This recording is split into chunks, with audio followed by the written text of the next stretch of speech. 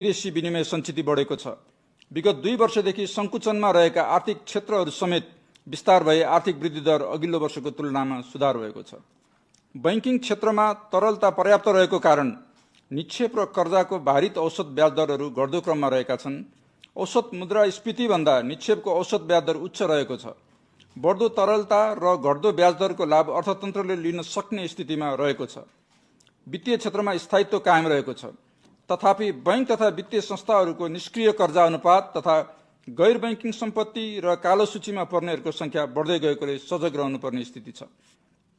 वित्तीय सेवामा नागरिकको गुणस्तरीय पहुँच अभिवृद्धि गर्न, साधनलाई पुँजी निर्माणमा प्रोत्साहित गर्न र वित्तीय प्रणाली स्वस्थ र सबल बनाउन नीतिगत, संरचनात्मक र कार्यगत सुधार आवश्यक देखिएको छ। यसका लागि तथ्य र संवादमा आधारित नीति निर्माण, अन्तर्राष्ट्रिय असल अभ्यास अनुरूपको विवेकशील नियमन, प्रभावकारी सुपरिवेक्षण र ग्राहक मैत्री बैंकिङ प्रणालीको विकासमा जोड दिनु आवश्यक छ। त्यसैगरी बैंक तथा वित्तीय संस्थाहरूबाट प्रभाव हुने सेवालाई क्रमिक रूपमा विशिष्टीकृत गर्दै बैंक तथा वित्तीय संस्थाहरूको वर्गीकरण र कार्यदायरामा पुनरावलोकन गर्न आवश्यक देखिएको छ। उपर्युक्त पृष्ठभूमिमा मौद्रिक नीति तर्जुमा गर्दा अन्तर्राष्ट्रिय, राष्ट्रिय आर्थिक तथा वित्तीय स्थिति एवं परिदृश्य र यस बैंकको चौथो रणनीतिक योजनालाई आधार बनाइएको छ। नेपाल सरकारको आर्थिक वर्ष 2082-83 को बजेट र 16औं योजनालाई समेत ध्यानमा राखिएको छ। त्यसैगरी नेपाल सरकारले गठन गरेको उच्च स्तरीय आर्थिक सुधार सुझाव आयोगको प्रतिवेदन, मौद्रिक नीति सुझाव समिति, बैंकिङ क्षेत्र सुधार सुझाव कार्यदल र सरोकारवालाहरूबाट प्राप्त राय सुझाव समेतलाई मध्यनजर गरी आर्थिक वर्ष 2082-83 को मौद्रिक नीति तर्जुमा गरिएको छ। आर्थिक वर्ष 2081-82 को मौद्रिक नीतिको कार्यान्वयन स्थिति।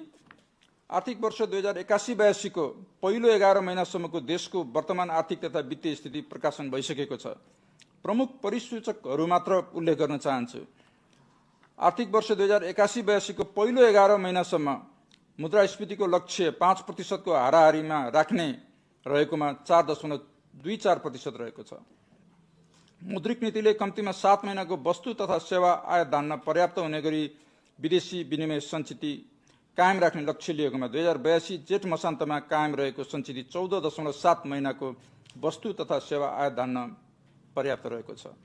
2082 जेठ मसान्तसम्ममा भारित औसत अन्तर्ब्याङ्क दर 3% कायम रहेको छ। बैंक तथा वित्तीय संस्थाहरूको भारित औसत अन्तर्ब्याङ्क दर 2082 जेठसम्ममा औसत 2.99% कायम भएको छ। त्यसैगरी ट्रेजरी बिल्सको भारित औसत ब्याज दर त्यसैको हाराहारीमा रहेको छ। बैंक तथा वित्तीय संस्थाको अल्पकालीन ब्याज दरहरू क्रमशः घटिरहेका छन्। 2082 जेठमा वाणिज्य बैंकको औसत निक्षेप ब्याज दरहरू 4.29% रहेको छ। अन्य बैंकहरूको पनि सोही अनुरूप रहेको छ। त्यसैगरी 2082 जेठमा वाणिज्य बैंकहरूको कर्जाको भारित औसत ब्याज दर 7.99% रहेको छ। निक्षेपको वास्तविक ब्याज दर धनात्मक रहेको छ। आर्थिक वर्ष 2082-83 को मौद्रिक नीतिको कार्यदिशा, संरचना र मौद्रिक उपायको बारेमा अब म केही भन्न चाहन्छु। कार्यदिशाको आधार वित्तीय प्रणालीमा अधिक तरलता कायम भई कर्जाको ब्याज दर घट्दै गएको पृष्ठभूमिमा समग्र मागमा सुधार हुँदै आएको छ। आर्थिक वर्ष 2081-82 मा मुद्रास्फीति 5.0% को हाराहारी कायम गर्ने उल्लेख भएकोमा 11 महिनासम्मको औसत मुद्रास्फीति 4.24% रहेको छ। त्यसैगरी न्यूनतम 7 महिनाको वस्तु तथा सेवा आयात धान्न पर्याप्त हुने गरी विदेशी विनिमय सञ्चिति कायम गर्ने मौद्रिक नीतिको लक्ष्य रहेकोमा 2082 जेठमा कायम सञ्चिति 14.7 महिनाको वस्तु तथा सेवाको आयात धान्न पर्याप्त रहेको छ। यस बैंकले प्रक्षेपित र अपेक्षित मुद्रास्फीतिको अन्तर तथा विदेशी विनिमय सञ्चितिको आधारमा नीतिगत दर सम्बन्धी निर्णय लिँदै आएको छ।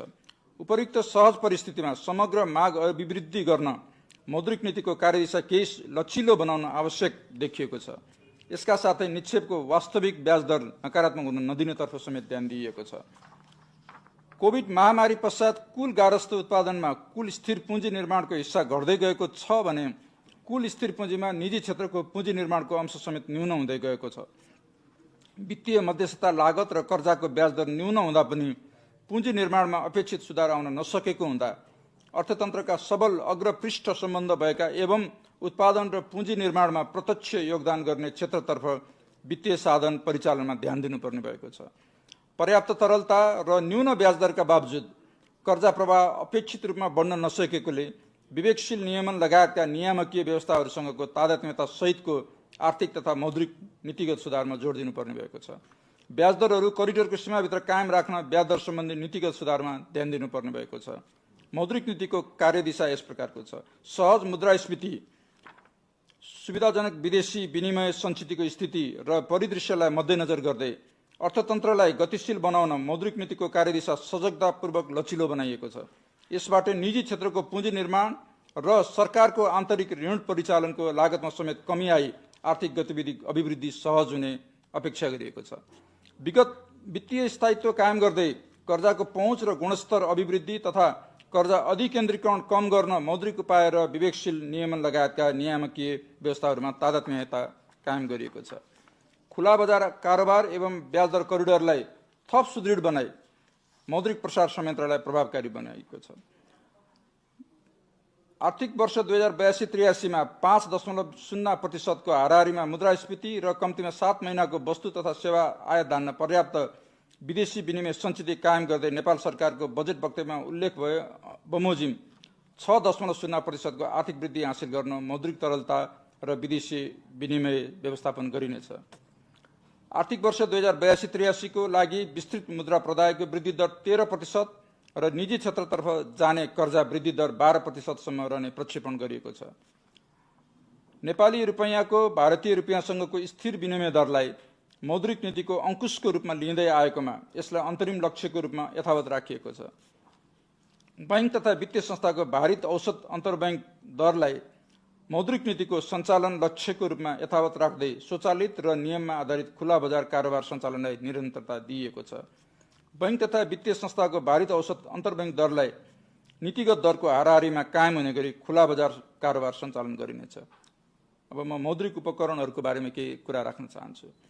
ब्याज दर कोरिडोरको माथिल्लो सीमाको रूपमा रहेको बैंक दरलाई 6.5% बाट घटाई 6% र ब्याज दर कोरिडोरको तल्लो सीमाको रूपमा रहेको निक्षेप सङ्कलन दरलाई 3.0% बाट घटाई 2.75% निर्धारण गरिएको छ। नीतिगत दरलाई 5.0% बाट घटाई 4.5% कायम गरिएको छ। बैंक दरमा स्थायी तरलता सुविधा प्रदान हुने विद्यमान व्यवस्थालाई निरन्तरता दिइएको छ। अनिवार्य नगद अनुपात र वैधानिक तरलता अनुपात सम्बन्धी विद्यमान व्यवस्थालाई निरन्तरता दिइएको छ। बैंकिङ प्रणालीमा रहने संरचनागत प्रकृतिको तरलता व्यवस्थापनलाई प्रभावकारी बनाउन आवश्यकता अनुसार नेपाल राष्ट्र बैंक ऋणपत्र निष्कासन गरिनेछ। बैंक तथा वित्तीय संस्थाहरूबीच गरिने अन्तर्बैङ्क कारोबारलाई थप व्यवस्थित र पारदर्शी बनाई यथार्थ समयको कारोबार यस बैंकले प्रत्यक्ष अनुगमन गर्न सकिने गरी प्रणालीगत सुधार गरिनेछ। आगामी आर्थिक वर्ष 2082-83 को वित्तीय क्षेत्र र विदेशी विनिमय सम्बन्धी नीति यस प्रकार छ।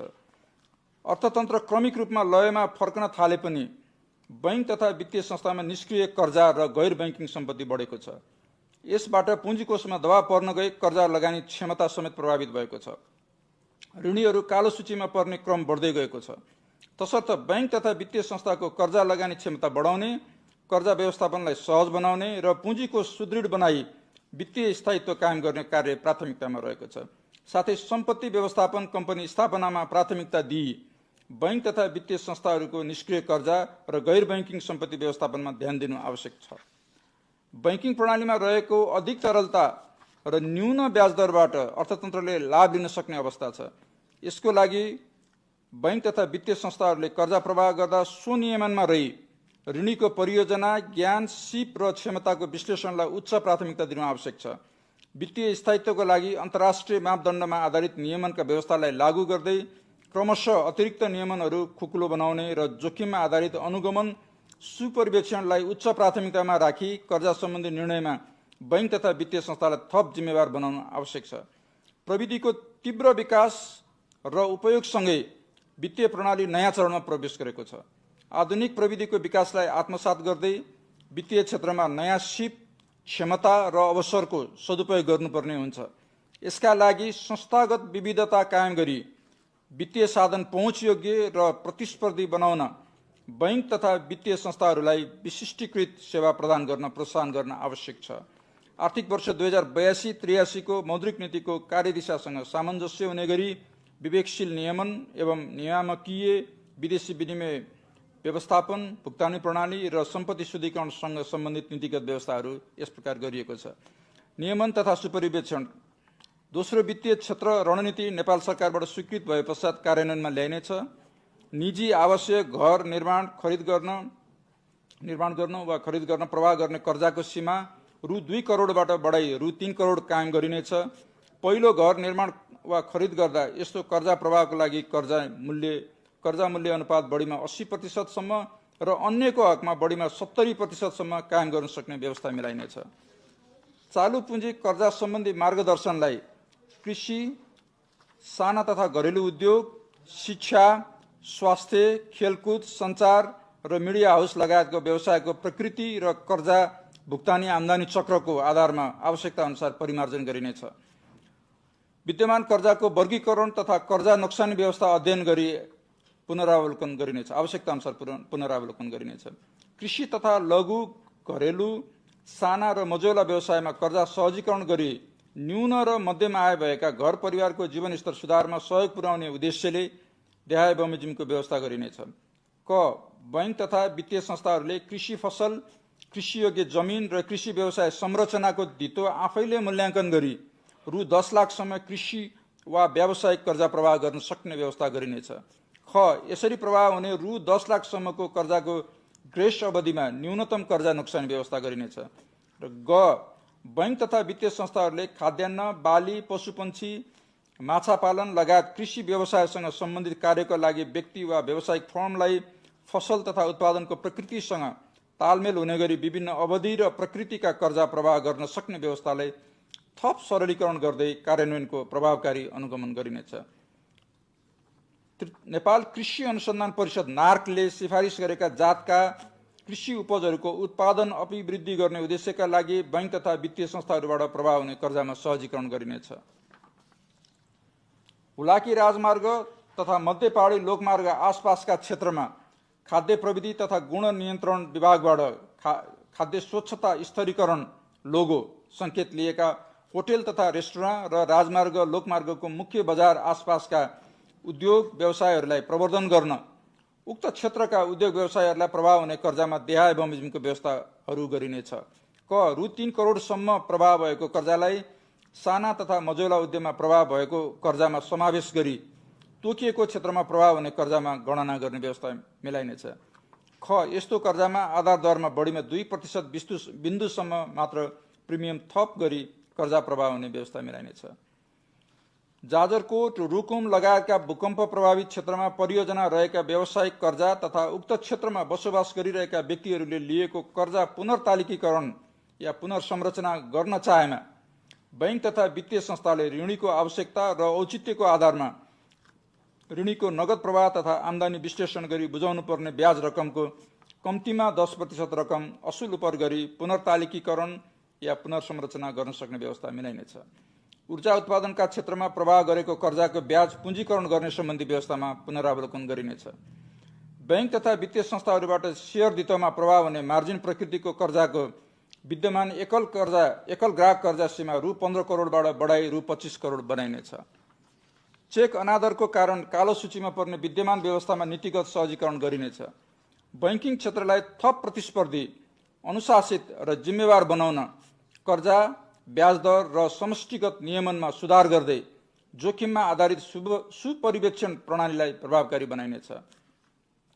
वाणिज्य बैंकहरूको सम्पत्तिको गुणस्तरमा सुधार गर्न सम्पत्ति गुणस्तरको मूल्याङ्कन गरिनेछ। बैंक तथा वित्तीय संस्थाहरूको तरलता जोखिम न्यूनीकरण गरी स्थायित्व कायम गर्न अन्तर्राष्ट्रिय असल अभ्यास अनुसार लिक्विडिटी कभरेज रेसियो LCR र net stable funding ratio NSFR जस्ता व्यवस्थाहरूको प्रभावकारी कार्यान्वयन भए पश्चात कर्जा निक्षेप अनुपात सम्बन्धी नियामकीय व्यवस्थामा पुनरावलोकन गरिनेछ।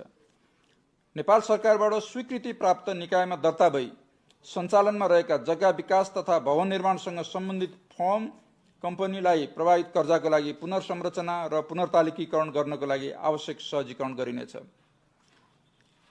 हायर पर्चेज कर्जा दिने कम्पनीलाई स्वीकृति दिने नीतिगत एवं प्रक्रियागत व्यवस्थामा फिट एन्ड प्रोपर टेस्ट, कर्जाको ब्याज दर गणना, सेवा शुल्क लगायतका विषयहरूलाई समेटी उक्त नियामकीय व्यवस्थामा आवश्यक संशोधन गरिनेछ।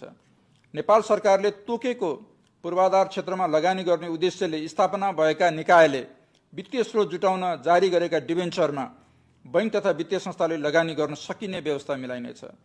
यस बैंकबाट इजाजत प्राप्त ख वर्गका विकास बैंक र ग वर्गका वित्त कम्पनीहरूमा विगत लामो समयदेखि बासेल 2 र 3 अनुसारका न्यूनतम पुँजी पर्याप्तता अनुपात लगायत विभिन्न नियामकीय मापदण्डहरू कार्यान्वयनमा रहेको सन्दर्भमा ग वर्गका राष्ट्रिय स्तरका वित्त कम्पनीहरूले प्राथमिक पुँजीको 15 गुणासम्म निक्षेप परिचालन गर्न सक्ने सीमा हटाइनेछ। बैंक तथा वित्तीय संस्थाले गैर बैंकिङ सम्पत्ति सकार गरेको 2 वर्षसम्म उक्त सम्पत्ति बापत सिर्जना भएको रेगुलेटरी रिजर्भको रकमलाई पूरक पुँजीमा गणना गर्न सक्ने व्यवस्था गरिनेछ। बैंक तथा वित्तीय संस्थाहरूको पुँजी वृद्धिमा सहजीकरण गर्ने उद्देश्यले यस बैंकको स्वीकृतिमा आवश्यकता अनुसार पुँजी बढाउन सक्ने व्यवस्था गरिनेछ। सहुलियतपूर्ण कर्जाको प्रभावकारी कार्यान्वयनमा सहजीकरण गरिनेछ। औपचारिक वित्तीय प्रणालीबाट विप्रेषण आय भित्र्याउन र उत्पादनशील क्षेत्रमा लगानी गर्न प्रोत्साहित गर्ने र सार्वजनिक निकायबाट हुने सबै भुक्तानीलाई विद्युतीय प्रणालीमा आबद्ध गर्ने विषयमा आवश्यक सहजीकरण गरिनेछ। बैंक तथा वित्तीय संस्थाको निष्क्रिय कर्जा तथा गैर बैंकिङ सम्पत्ति व्यवस्थापनमा सघाउ पुर्याउने उद्देश्यले सम्पत्ति व्यवस्थापन कम्पनीको स्थापनाको लागि आवश्यक ऐन र नियमको मस्यौदा तर्जुमा गरी नेपाल सरकार समक्ष पेश गरिनेछ। समस्याग्रस्त हुने अवस्थामा पुगेका बैंक तथा वित्तीय संस्थाहरूको समस्याको पहिचान गरी सुधारात्मक कारबाही गर्ने उद्देश्य